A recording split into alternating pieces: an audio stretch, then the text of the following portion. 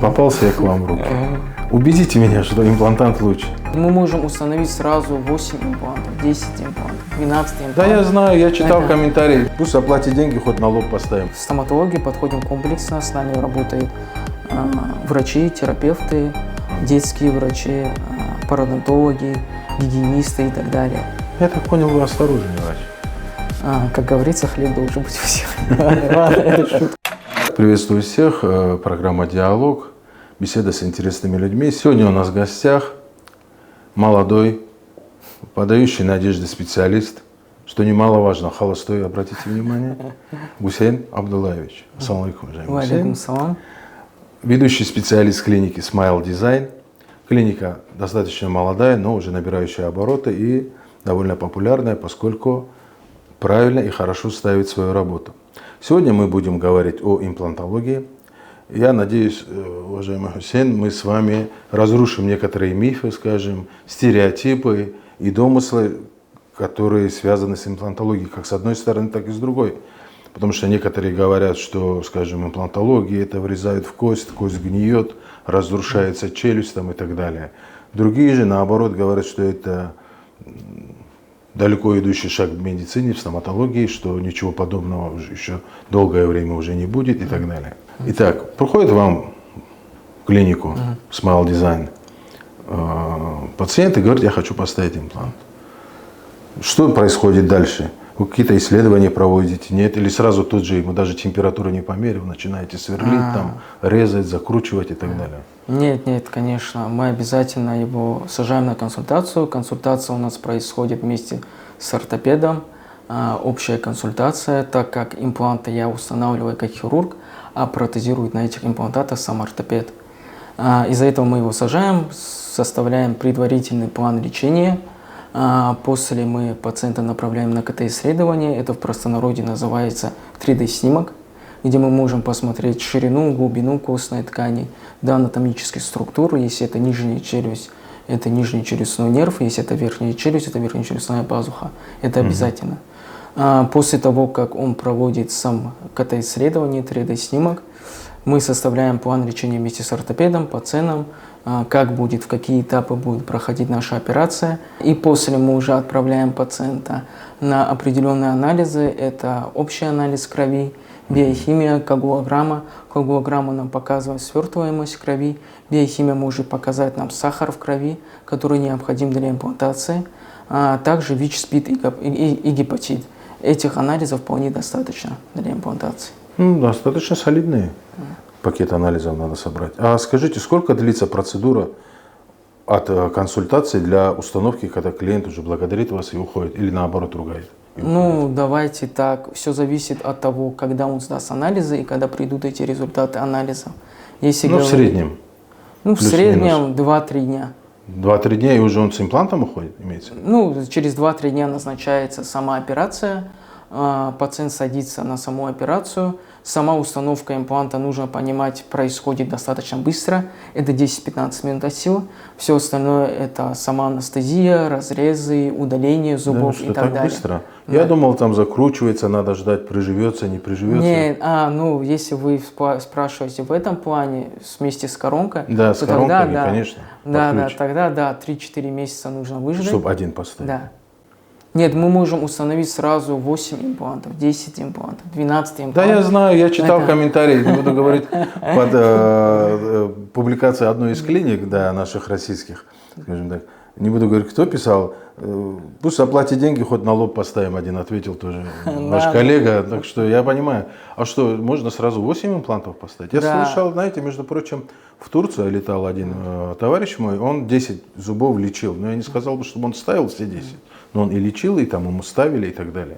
Нет, давайте так. Если у нас идет тотальная имплантация, это когда идут под удаление все зубы, либо же мы имплантируем всю одну челюсть, то тогда смысл есть устанавливать сразу 6 имплантов, 8 имплантов, в зависимости от клинической ситуации.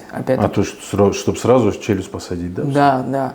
А если же у нас идет в разных сегментах, там с правой стороны, наверху, внизу и так далее, то, естественно, пациенту самому легче будет провести начало установки имплантата на одной челюсти, потом на другой. Либо то есть на верхней и на нижней, да? Да, либо начало справа, потом слева.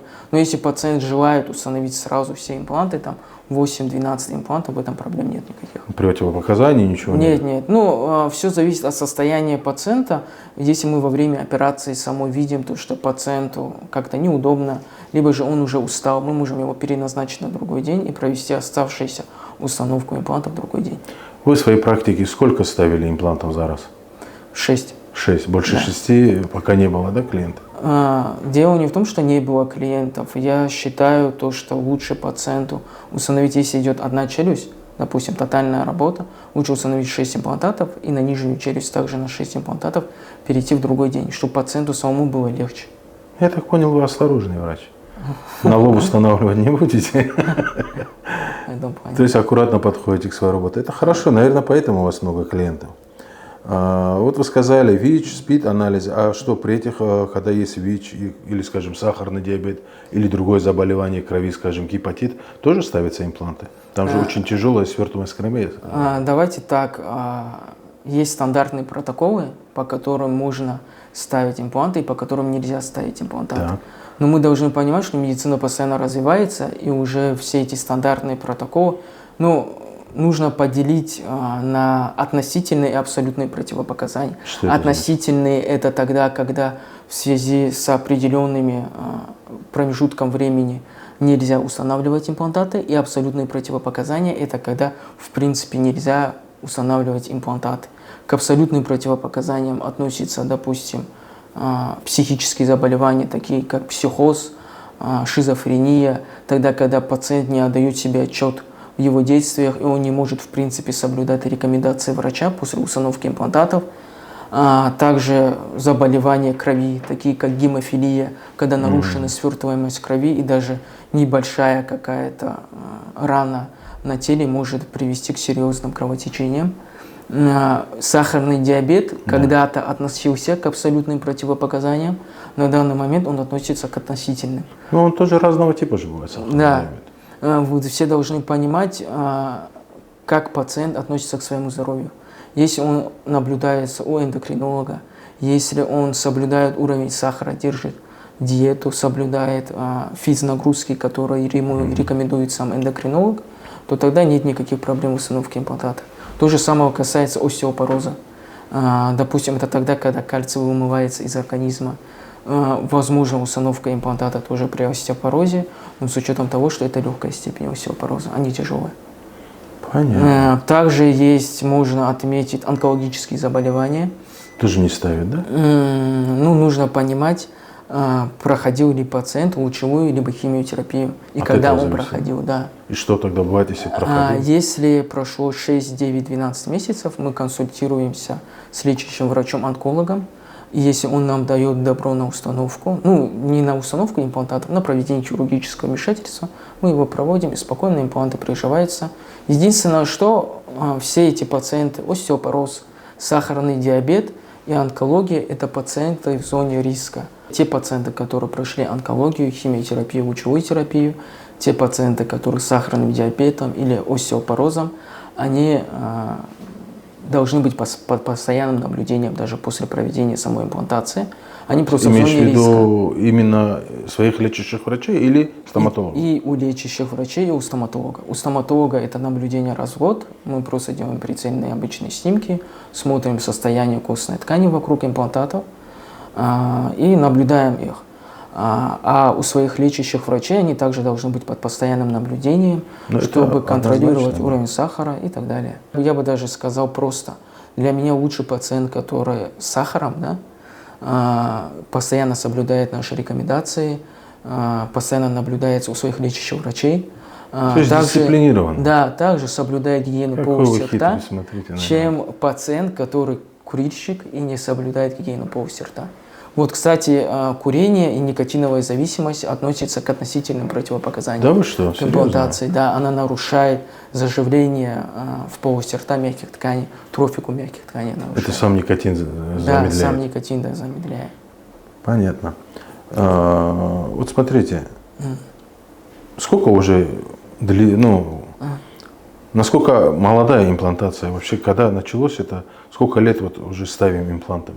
Если говорить об всемирной практике, то где-то с 1960-х, 65-х Да вы годов. что? А почему Да. у нас так поздно стало известно? Ну, давайте так, у нас был Советский Союз, железный занавес. Да.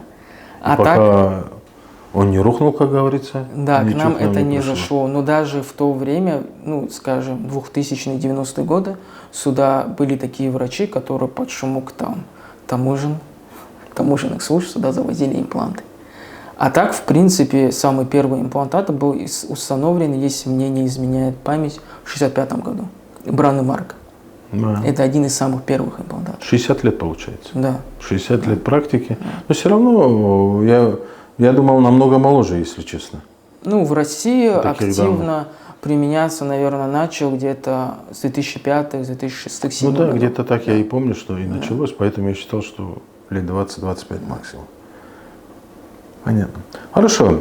Вот пришел к вам клиент, ему вырвали зуб, вы его уговорили на имплант. Все происходит не так. Мы для начала должны озвучить цену пациенту, чтобы он понимал Так, давайте начнем с цены. по финансовой составляющей, да? Чтобы это для него не было новостью какой-то большой. Цены я, скорее всего, наверное, не буду называть, да? Или стоит? Пугать боитесь? Ну, все зависит от клиники. В среднем бюджетный ценовой сегмент – это 20-25 тысяч. Махачкала-Каспийск. Ну да, в принципе, Да. я так и... Это хирургическая часть. Видно Коронка на на сайте. нее, в зависимости от металлокерамика, это либо циркониевая, 18-25 также Ну, тысяч. возьмем 20-25 тысяч, Да. так. И что, сразу можно ставить тому, кто зуб вырвал? Ну, проводится опять-таки же диагностика, это 3D-снимок Ну, обязательно. это понятно, да, вы уже говорили. Мы удаляем зуб, А устанавливаем что, до того, имплантат. как удалили, нельзя сделать? Я извиняюсь, что перебиваю. Диагностику, все это. Вот это и делается до. До того, как Да, удалить. до того, как удалили, проводится вся диагностика. Мы заходим на операцию, мы уже знаем план лечения. Я так скажу, в 80-90% случаев мы можем зайти одномоментно на установку имплантата. То есть вырвали, пока там рана открыта, Да, да. закрутили. Это так и лучше для самого пациента. Серьезно? Он переносит этот процесс намного легче. Отеков меньше, болей меньше. Я думал, наоборот, надо ждать, пока заживет, потом опять. Нет, это достаточно старые методики. Ага. Но иногда нам все равно приходится заходить двумя этапами, когда имеется большой воспалительный процесс, и у нас есть риски получить осложнения. Ага, в таких Большие, случаях. да. Понятно. А так, в принципе, одномоментная имплантация – это самое лучшее, что должен сделать пациент, если зуб идет на удаление. Хорошо. Вот я приверженец старой школы, скажем. Я люблю коронки, мостики. Попался я к вам в руки. Убедите меня, что имплантант лучше. Коронка, проблем нету. Есть одиночная коронка на зуб. Да, максимально нужно вам постараться сохранить собственный зуб. И если он подлежит, имеется в виду установке коронки, вы должны установить эту коронку, а не идти удалять этот зуб. Если поставить имплант. Да. Почему? Потому что собственный зуб вы всегда ощущаете как собственный родной. Не от каждого имплантолога и хирурга, Нет, стоматолога ну, услышишь нет. такое. Скажи, да давай вырвем тебе имплант, поставим лучше, чем новый будет там, то тогда. Нет, мы в стоматологии подходим комплексно, с нами работают врачи, терапевты, детские врачи, пародонтологи, гигиенисты и так далее. Как говорится, хлеб должен быть у всех. Ладно, это шутка. Ну ты решил всех накормить, да? Ладно, это шутка, нет. Ну, Если поняли, да. есть возможность сохранить зуб, надо сохранить его. Собственный зуб всегда будет лучше, чем любой имплант. Имплант – это протез, просто это тот протез, самое лучшее то, что есть на данный момент в виде протезирования в полости рта – это имплант. Если зуб отсутствует. А если вы устанавливаете мостик, вы должны 2-3 раза подумать. Вы должны обточить соседние зубы, которые зачастую здоровые. Да. Мостик предполагает фиксацию на 2 здоровых зубах, и между ними… Ну, делают же и на одном тоже в некоторых случаях. Да, подвеску. Но опять-таки же это такой, как вам сказать, если имеется концевой дефект, имеется в виду сзади опоры нету, на переднюю опору вы кидаете, и сзади идет искусственный зуб. То есть если это предпоследний зуб или Да, последний да. зуб, Но в чем суть? В том, что идет, вы когда кусаете именно на ту подвеску, жевательная нагрузка идет рычаг. И соседний зуб на… Поэтому лучше на 2 делать, да? Да, мостик, да. Равномерно распределяется нагрузка, грубо говоря. Ну а чем хуже мостик, чем Помимо того, что я обточил два, там, может быть, больных, ну пусть будет один больной, один здоровый зуб. Но мостик через лет 6-7. Ну, 10 Некоторые лет дают пациенты, гарантию. да, некоторые пациенты говорят, мы носим 10 лет, но они не понимают, вы носите эту конструкцию 10 лет, да. Но может быть так, что она там стоит за счет чисто механики, а не за счет цемента, который фиксирует. Который да, может размыться, вы имеете? Да, да, он со временем размывается. Обычный срок ношения металлокерамической конструкции, циркониевой конструкции, если это мостик или что-то, это 6-7 лет. Потом цемент там начинает потихоньку вымываться. Да, есть современные цементы, такие как стеклоиномерные, они вам позволят до 10 лет дотянуть конструкцию, но после там цемент начнет вымываться, потихоньку будет забиваться пища, зуб будет под ним разрушаться. Вы прям напугали меня. У меня 12 лет прошло. Ну, пора уже снимать, пора уже приходить. Ну, убедите Деньги меня, копить. чтобы я к вам пришел. Деньги, ну мы подходим комплексно, делаем скидки, если полностью вы у нас проходите все этапы лечения, протезирования, имплантации, мы проводим индивидуальные скидки пациентам, в этом проблем нет. Это первый момент. Второй момент, мы можем сделать длительную рассрочку, у нас есть в этом плане хозяин-юрист, так скажем. Он сам делает это, да? Да, да, там такая под расписку рассрочка. Ну, уже интересно стало, когда вы про рассрочку заговорили, я уже начал склоняться, несмотря на то, что я приверженец мостиков. Ну, вам будет большая скидка. Да? Вы хотите меня переубедить? Да. Ладно. А сколько служит? Это сложный вопрос. В каком плане? Если говорить с медицинской точки зрения, максимальные исследования, ну, если говорить как положено, максимальные исследования по медицине – это 25 лет. Почему? Потому что после этого пациенты либо не приходят на дальнейшее наблюдение, да, ну, пропадают из зоны видимости врача, допустим. Это клинически доказанные исследования. Да, я надеюсь, они живые остаются? Ну, да, нет, это дело не в имплантах. Дело не в имплантах. Если говорить, что мы даем, какую гарантию, любой уважающий себя врач на свою работу даст пожизненную гарантию, но с условием чего? С условием того, что пациент наблюдается. Если говорить просто, это как ТО у машины. Каждый год наблюдение у врача. И тогда мы спокойно даем пожизненную гарантию, в этом проблем нет. Ну, а я ставил мостик и никому не ходил, поставили, все, гуляй, через 10 лет придешь, сказали. А тут каждый год ходи, езди, нет, деньги пациент трать. может не ходить, никто не говорит, что у него имплант уйдет. Да? Может не ходить, да? Да, но дело в том, что мы же не знаем, вот, допустим, к нам пациент приходит полностью здоровый, молодой, да, устанавливает имплант. Через лет 7, 8, 10, 15, 20 у него может появиться сахарный диабет. Он может в этом плане, да. Он может, в принципе, не соблюдать никакие диеты. Ну, это, в принципе, рекомендация всех врачей раз в год проходить исследования, наблюдение у врача, которые мы, к сожалению, пациент, в наблюдаем. принципе, за это ничего не платит. Он просто приходит, ему делается прицельный снимок, мы смотрим уровень костной ткани вокруг имплантата и отправляем. Если же пациент плохо следит за гигиеной, мы ему, как говорится, втык даем, объясняем, как надо следить за гигиеной и отправляем домой. Как чистить зубы, да. учите? Да, да. Есть такие, да, которые Да. надо учить? Да, гигиенисты есть, врачи-гигиенисты. Нет, я имею в виду, есть такие пациенты, которые не умеют чистить зубы? Нет, не следят за гигиеной. Пациент То есть должен... не чистит? Да, нет, пациент должен отдавать себе ответственность, когда он ставит имплант, это все-таки протез. Большинство заблуждений, большинство пациентов, что они установят имплантат, и там не надо чистить зубы. Ну, зуба же нет, зачем чистить зубы, да? Можно просто слегка там водичкой споласкивать после еды и все. Но на самом деле не так гигиена вокруг имплантатов должна быть намного... Они также темнеют, да? Также... Не темнеют. Не темнеют. Вообще не темнеет. Вообще в принципе, не темнеет. Да. Если это металлокерамика, циркониева не темнеет. Вообще не темнеет. И они должны просто следить за гигиеной десны. Ну, это при любых коронках надо следить, в принципе. Вообще, конечно, лучше иметь свои зубы, но если уж... Но вы меня почти убедили. А какие выбрать? Сейчас же очень много. Я вот перед передачей смотрел, честно говоря, как говорится, голову сломать можно. Что только не предлагают.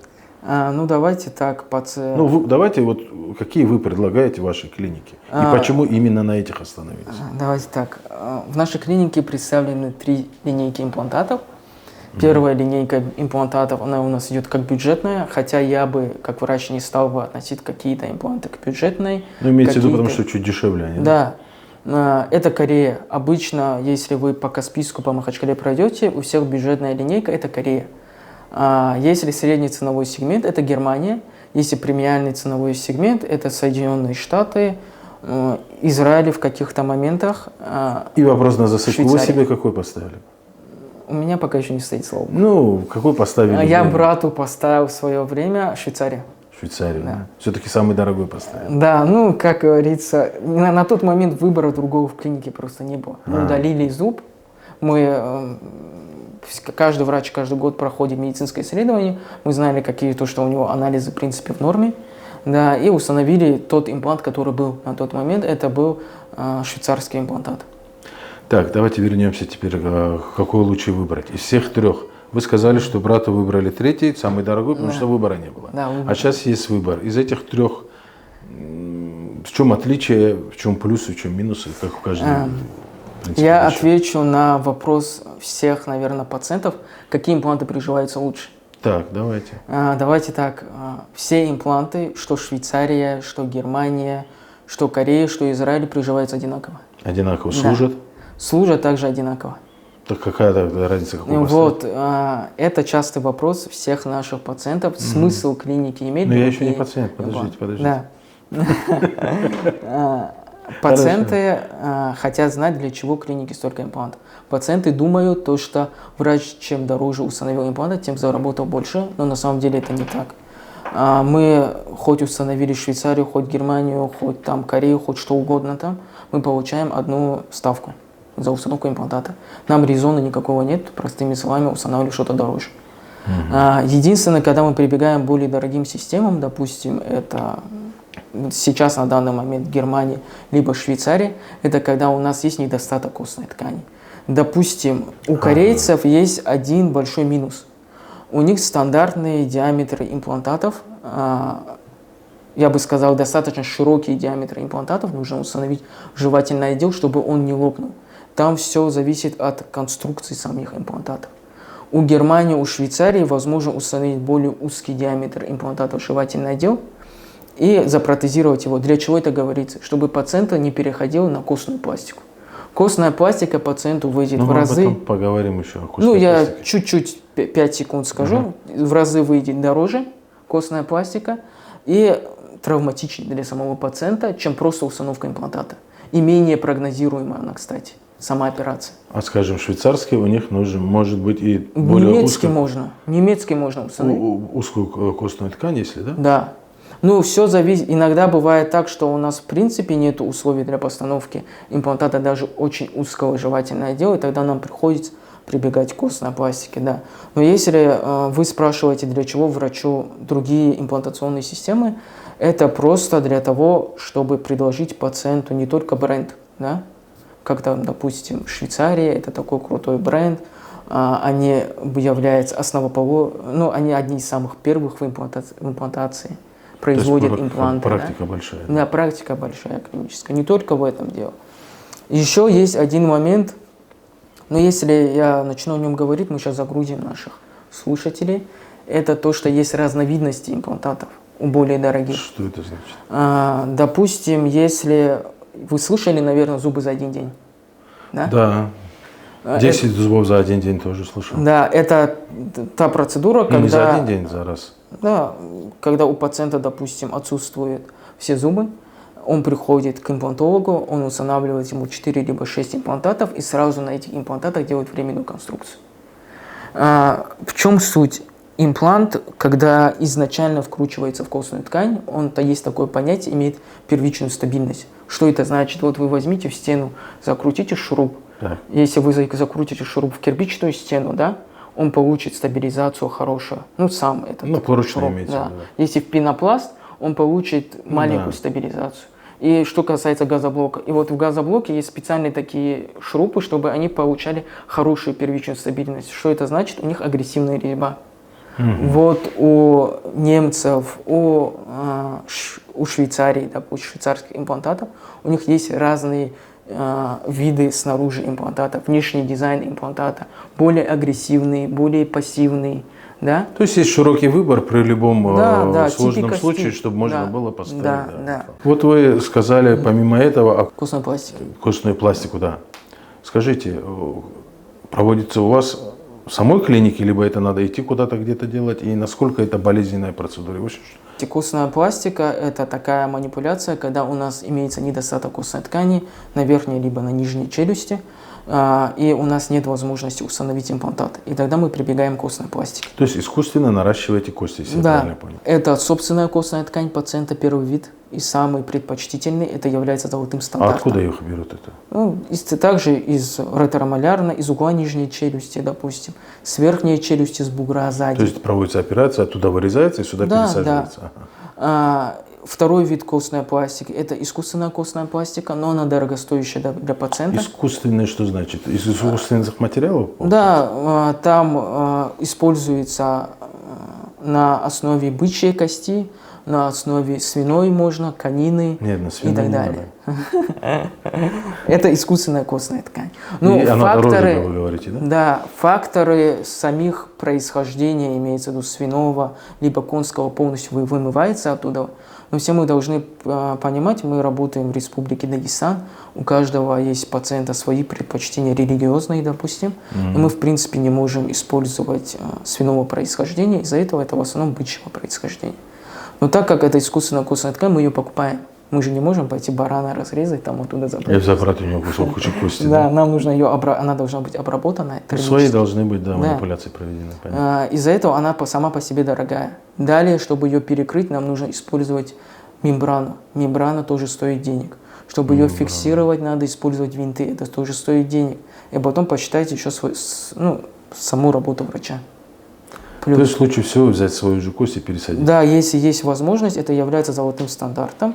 И последний вид – это трупного происхождения. Но это вообще к нам не подходит. Да. И чтобы забегая вперед, я скажу, есть фетва, выпущенная отделом фет муфтията, где на первой строчке стоит собственная костная ткань предпочтительней. Если она невозможна, искусственная костная ткань, ну, желательно, конечно, бычьего либо конского происхождения, ну, не свиного. И самым последним является трупного. Но трупное, наверное, разрешение должно быть. Да, разрешение должно быть с учетом того, что врач не может что-то другое применить в принципе в этом плане. Имеется в виду разрешение того, кто дает свою кость. Ну, дает же свое, скажем, скелет для медицинских исследований и так далее. Да. Не только, допустим. Для имплантации тоже дается, да. Органов, пересадки органов тоже разрешено, я насколько знаю. Допустим, если у нас, как у хирурга, нет возможности взять собственную костную ткань, вдруг апокалипсис случился, искусственная костная ткань. Вот вы заговорили о костной ткани, я опять начал склоняться к мостикам и коронкам. Нет, сама процедура проведения полностью безболезненна, костная пластика. Это обезболивающее? Да, местная. А сколько занимает процедура, если, скажем, мою же ко мне пересадить? Забор самого костного блока проходит достаточно быстро, в течение 15 минут. В основном занимает его фиксация, из-за этого костная пластика собственной костной ткани сложна тем, что нужно хорошо стабилизировать тот трансплантат, который мы собственно взяли, костный блок, в принимающее ложе. Вот это занимает в основном время, а не сам забор. И не болезненная эта процедура. Ну, послеоперационный процесс, да, есть там опухает, да, болезненно. Ну, под обезболивающими, под антибиотиками все это спокойно спадает. На 4-5 сутки идет спад. Самый, наверное, интересный самый вопрос, который беспокоит многих. Какие гарантии дает ваша клиника? Наша клиника дает пожизненные гарантии пациенту. Вы имеете в виду, на все операции даете? Да. Должен пациент понимать, мы даем... на костную пластику, и на имплантаты пожизненную. Мы даем пожизненную гарантию, но что это значит? Если вдруг у вас произошло отторжение имплантата, мы его счет клиника и врач полностью покроет, сам переустановит.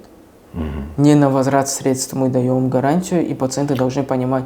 То есть возврата средств нету, вам просто заменят тот имплантат, который не прижился? Если же имплантат вторично дал на отторжение, то тогда вам возврат средств оформят без проблем. Но могу с уверенностью сказать, что вторичного отторжения имплантата лично на своей практике я не видел. И вот пациент может спросить, с чем это связано, допустим. Мы изначально, когда устанавливаем имплантат, мы устанавливаем собственную нативную костную ткань. И когда имплант дал отторжение, мы его удалили, образуется свежая васкуляризированная костная ткань, мягкая достаточно, через 3 месяца. И когда мы ее вторично устанавливаем в нее, риски на отторжение сводятся к минимуму. И осложнение не всегда зависит от врача, допустим, отторжение имплантата. Иногда это зависит от того, что пациент не соблюдал рекомендации. Сейчас нас пациенты тапками закидают. Да. Скажут, вот на нас все опять мы сами виноваты. Но я, забегая еще раз наперед, скажу, не всегда отторжение имплантата зависит от пациента и от врача тоже. Да. И в редких случаях мы в своей практике такое встречаем, мы устанавливаем имплантат, он протекает, процесс приживления протекает без особенностей, рана зажива, никаких воспалительных процессов нет, температуры нет, все хорошо. Через 3-4 месяца мы раскрываемся, имплантат не интегрировался. Такое редко, но встречается. Но опять-таки же при вторичном его введении уже в молодую костную ткань он уже приживается без всяких проблем. А сколько на вашем счету, сколько вы уже работаете, было первичных и вторичных? Вторичных лично я не видел. Ну, вторичных нужно отнести, что это? Это поздние. Нет, в вашей практике. Поздние. Позднее отторжение. Ну, чтобы понять, что это такое. Это позднее отторжение, когда мы уже имплант прижился, мы установили коронку, там 3-4 года прошло, и он пошел на отторжение. Вот это является вторичным отторжением, да? Так, а первичное отторжение, когда вы установили имплантат, и в течение там 1, 2, 3 месяцев... Я думал, это второй поставили, и второй тоже не прижился. Нет, такого не бывает, да? Нет, такого не бывает. Ну, вы извините, я просто обыватель, я не очень знаком с вашей терминологией. Да, вторичных отторжений на моей практике, допустим, не было. Но они возможны, я не исключаю их, у меня там короны на голове нету. Да? Если пациент не наблюдается, у нас не соблюдает гигиену полости рта, возможно такой переимплантит, воспаление вокруг имплантата. Да, знаете, я что хочу сказать? Клинике Smile Design с вами повезло очень сильно. Так что, уважаемые руководители, держитесь за этого. Он буквально за какие-то 25-30 минут убедил меня в том, что нужно ставить импланты вместо мостиков. И все мои вопросы, которые я хотел задать, отвечая на один вопрос, он ответил на несколько. Наша передача, к сожалению, подошла к концу. Было интересно с вами беседовать. Я еще как-нибудь вас приглашу. Может быть, о венерах или еще о чем-нибудь мы поговорим с вами. Это, скорее всего, с одинаковым другим братом, близнецом. Ну, вы забежали вперед, но пусть будет интрига. Хорошо. Я благодарю вас. А со всеми нашими зрителями прощаюсь. Берегите себя, свои зубы, свое здоровье. И смотрите нас на нашем канале. Всего доброго, здоровья вам, друзья.